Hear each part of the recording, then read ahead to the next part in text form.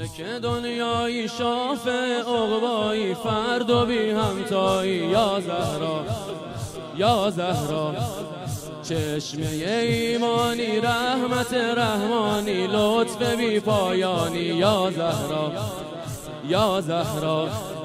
نور عالم تابی گوهر نایابی مادر اربابی یا زهرا یا زهرا مادر آدم و حوا ام ابیها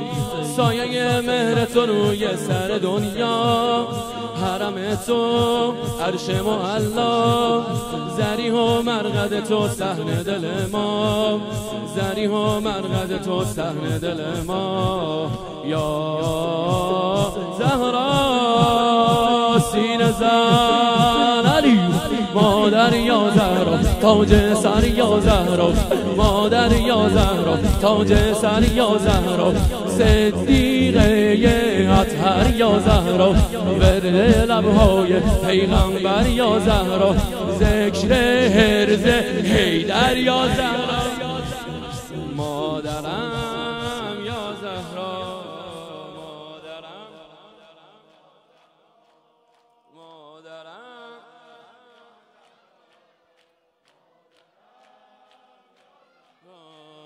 آیت عظمایی عروة الوثقایی شأن اتینایی یا زهرا یا زهرا اسوه ایثاری قبله احراری کعبه سیاری یا زهرا یا زهرا بانی افلاکی محور لولاکی برتر از ادراکی یا زهرا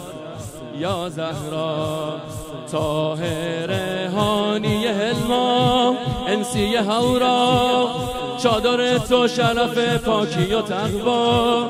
خادم تو مریم عذرا نفس قدسی تو روح مسیحا نفس قدسی تو روح مسیحا یا زهرا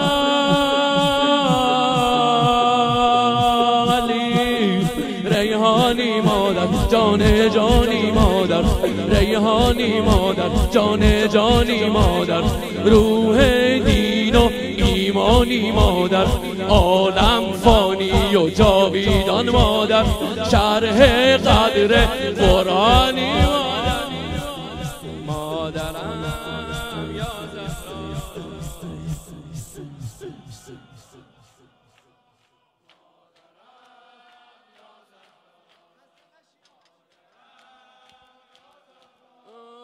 با خدا هم راضی معدن اعجازی نطقه آغازی یا زهرا